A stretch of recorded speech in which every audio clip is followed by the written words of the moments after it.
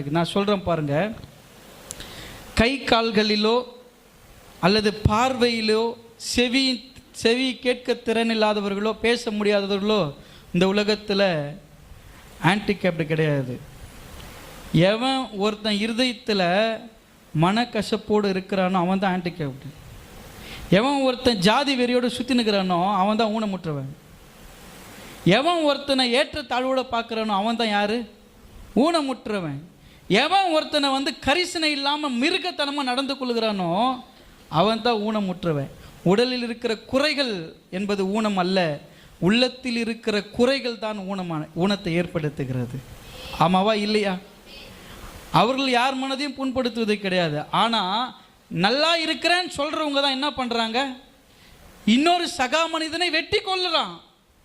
நல்லா இருக்கிறேன்னு சொல்கிறவன் தான் பார்க்குற திமிரு, கேட்குற திமிரு, பேசுகிற திமிரு,